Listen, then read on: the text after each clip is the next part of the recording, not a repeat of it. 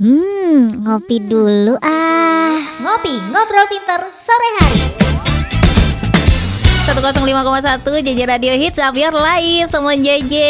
Ya, sore ini aku tiba-tiba masuk Tika Sulistia barengan sama Indra Tania di Hai Surabaya Sore. Dan ngopi kita hari ini, ngobrol pintar kita, wah ini luar biasa. Karena saya kedatangan teman-teman dari Rumah Bhinneka. Ada siapa aja? Saya mau absen dulu ya. Ada Pak Naim Suryono, sarjana hukum, praktisi hukum. Ya, ada Gus Aan Ansori, Gus Durian Jombang. Apa kabar? Iya. Wah, senang kalau kedatangan ini ya. Oh iya. Jadwalnya padat, habis ngajar katanya. Langsung ke sini. Loh, ini Nyangkul. di sini juga nanti ngajar, Gus. Oh gitu Ngajar ya. temen JJ, iya kan? Apa kata Romo Siga saja? Nah, ini ada Romo Siga, Iya. Timoteus Siga, Pastor Paroki Santo Stefanus Surabaya ya. Iya. Dan satu lagi ada teman saya yang luar biasa udah nyempetin waktunya ke sini. Saya tadi deg-degan belum datang ya. Ini jadi nggak ya ngobrol sama kita di sini. Ada Nika. Hai. Halo juga, apa kabar? Apa kabar? Baik. Sehat semua ya. Alhamdulillah. Sehat semua, semangat semua. Dari tadi saya suka Gosaan ini dari tadi energinya luar biasa loh ya. Saya tuh mau ngempet nggak ketawa gimana? Kenapa? Energinya luar biasa. Oh iya, kasih saya ini energi. kan. Yang tadinya nggak mood, saya jadi mood Surabaya panas ya kan? Ini karena semangat interfaith gitu. Kalau punya Tetap dan ya. berelasi dengan banyak agama itu Baik. powernya kuat. Kalau cuma satu agama saja kurang gitu. Nah, ngomongin soal itu, waduh sudah di bridging duluan, luar biasa. Matur nuwun loh Gus. Ngomongin soal itu teman JJ, ini kan belakangan banyak sekali kalau kamu intip Instagramnya JJ Radio tuh banyak sekali promo hotel-hotel yang udah mulai bikin open untuk wedding setelah sekian lama dari Februari kali ya, dari pandemi mulai muncul. Februari kita stop, jangan dulu bikin acara-acara, termasuk yang mau menikah itu ditunda selama pandemi. Nah, ini udah mulai dibuka lagi walaupun kapasitasnya nggak banyak. Dengan berbagai macam problem udah pandemi gitu ya, dibuka juga jumlahnya nggak banyak. Terus kita juga mesti mikirin finansial dan lain sebagainya. Nah, udah mikirin hal yang seperti itu, masih ada lagi masalah. Misalnya nih, orang tua restunya nggak turun-turun. Kitanya udah siap, orang tuanya restunya nggak turun-turun, jadi problem juga gitu ya. Terus kemudian ada lagi nih yang sampai sekarang nggak habis dibicarain adalah beda agama. Nah, kalau udah beda agama, ini yang akan ikut campur di dalamnya bukan hanya orang tua aja, tapi juga banyak sekali hal-hal yang nanti bisa dibicarakan gitu ya. Kenapa sampai harus beda agama? Ini boleh nggak sih buat kamu yang muslim katanya ABCD, buat yang agama lain katanya juga. Nah, kerutan problem itu yang akan kita bicarakan sore kali ini. Pernikahan beda agama boleh kok, boleh nggak sih? Nah, itu kita tanya nih sore kali ini. Kita mau tanya ke Gosaan, ke Romo Siga, terus ke Pak Naim.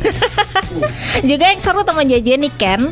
Saya mau bilangnya apa ya? Kalau kemarin saya Nika, saya mau bilangnya apa ya? Dia nih kalau pelaku ya. Pelaku nggak sih benar? Iya, atau yang mengalami, iya. yang mengalami ini On the jadi way. on the way. On the way. Nah, ini nanti kita akan sharing, dia akan sharing soal proses dia sampai sekarang bagaimana menghadapi problematika ini teman JJ. Oke, pernikahan beda agama. Boleh kok. Boleh nggak sih sebenarnya? saya ngomongnya boleh aja ya. Boleh kok, menurut saya sih boleh aja. Kenapa jadi asik diperbincangkan sih soal beda agama, penting ya? Saya mau tanya dulu ke Gusaan kali ya. Apa? Beda agama, Gus. Oh iya, kenapa kok penting itu begini?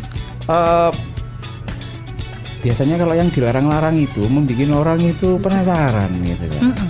Jadi semakin itu dilarang, sebenarnya semakin orang itu curious, apa namanya seperti itu. Tapi yang ingin saya katakan begini,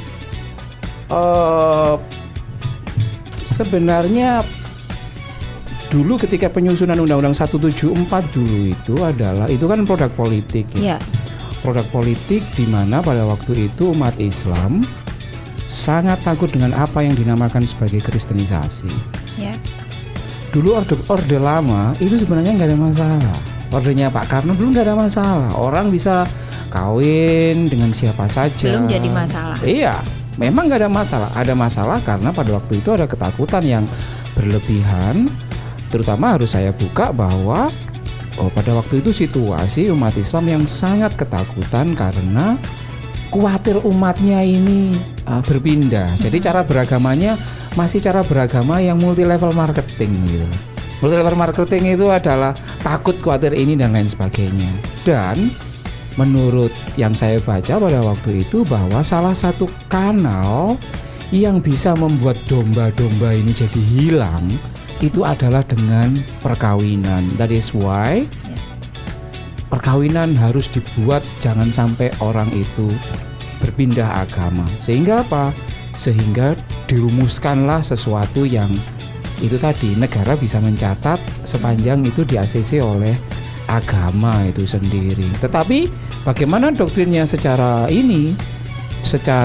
Islam? Justru saya mau balik bertanya, mau Islam klasik atau mau Islam modern? Wah. Gitu. Mau perjanjian lama atau perjanjian baru? Kira-kira gitulah. Kalau klasik ndak bisa. Klasik ndak bisa karena cara berpikirnya adalah cara berpikir supaya pasukanku tidak habis. Tapi kalau cara pandang modern yang itu juga punya basisnya secara Qurani, itu ya memungkinkan sendiri. Nabi Muhammad sendiri juga pengetahuan saya relasinya kan juga bermacam-macam. Hadijah awalnya kan ya bukan Islam, saudaranya itu adalah seorang pendeta, sepupunya ada pendeta kayak gitu. Tapi kan kemudian itu sejarah itu kemudian ditutup-tutupi dan kemudian dinarasikan yang intinya kemudian meminta kepada umat supaya jangan sampai menikah beda agama. Itu yang menurutku penting, dan yang paling penting adalah cara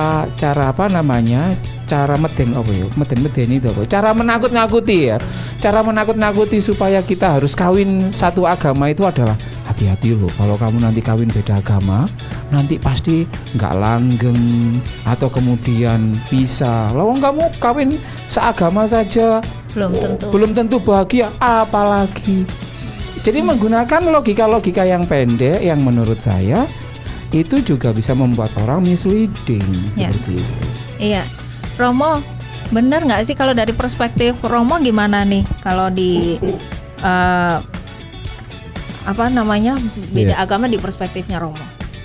Kalau di gereja Katolik itu pada prinsipnya bukan ke wilayah itu dulu, tetapi lebih pada bagaimana kesadaran iman bahwa Allah itu adalah kasih. Kalau itu sudah dinyatakan, ya oke, baik, maka Allah itu pencipta dan kita ini ciptaannya. Jadi ciptaannya itu setiap pribadi orang mengandung cinta. Nah, kalau orang mengandung cinta itu tidak akan pernah melukai. Itu dulu pegangannya. Ya karena itu bahasa gitu. Rasanya itu kan maknyes gitu loh. Ngomong cinta ya kan. Saya manut Romo 3 pokoknya. Barku manut Pak Nain aku. Ya banyak yang terluka karena cinta. Lah ya itu. Soalnya memaksa sih gitu. Iya. Ya. Nah, seperti percakapan kita selama ini kan sebenarnya kalau kita ini tajam dalam iman, sudah pasti dalam persiapan memilih orang itu yakin sungguh dia ekspresi cinta. Jadi cinta kasih Allah tinggal di dalam diri saya, lalu saya wujudkan. Jadi bukan nafsu, itu nanti terbalik. Nah, terjadi pergulatan di lapangan, terjadi pergulatan di keluarga, terjadi pergulatan di tengah masyarakat, itu karena minus cinta. Hidup tanpa cinta itu hidup tanpa Allah. Maka itu yang harus diwaspadai dalam hidup perkawinan. Jadi bukan persoalan apakah beda agama, beda keyakinan. Kita sepakati dulu yang pertama, satu untuk selamanya dalam cinta. Nah, selebihnya nomor 2, Bagaimana Romo kalau di gereja Katolik itu ada perkawinan beda agama? Fakta bisa. Karena kita tidak menolak setiap pribadi punya cinta. Tetapi yang nomor 3, yang kita tolak adalah perceraian. Satu prinsipnya monogami, satu laki-laki, satu perempuan. Itu yang poin ketiga. Nah berikutnya adalah bagaimana supaya cinta yang kita hayati itu tidak minus. Ya buktikan pada suamimu, buktikan pada istrimu. Itu perjuangan. Waduh Romo, saya dicuekin, lalu kamu merasa cintamu luntur. Ya itu imanmu. Kalau kamu disakiti, sebenarnya itu pembuktian sejauh mana saya mencintai Allah, dan buahnya kepada suami dan buahnya kepada istri. Kalau pertumbuhan cinta kita tidak sempurna, memang kita sedang ngejar bagaimana mencintai Allah itu. Ngejar, karena kita punya keterbatasan. Sampai pada titik hidup di ujung tanduk dalam kematian, jangan takut pada situasi berhadapan dengan kematian. Karena cinta itu kehidupan. Nah itu yang diperjuangkan.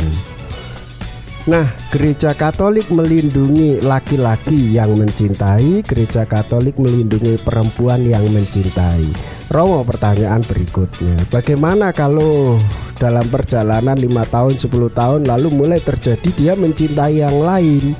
Berarti ini nasib, berarti ini kodratnya dia tidak mencintai itu. Lah ini pertanyaannya dikembalikan, sejauh mana kamu persiapan sungguh-sungguh? Apakah kamu mencintai dia? Ya saya cinta. Suka dalam duka? Ya saya mencintai. Sungguh. Lah dia sejak awal itu sudah omong cinta. Tapi di tengahnya itu, di akhirnya dia minta pisah. Ya itulah, Allah itu cinta selalu setia, tapi manusia cinta selalu mengkhianati. Ngopi Ngobrol Pinter sore hari.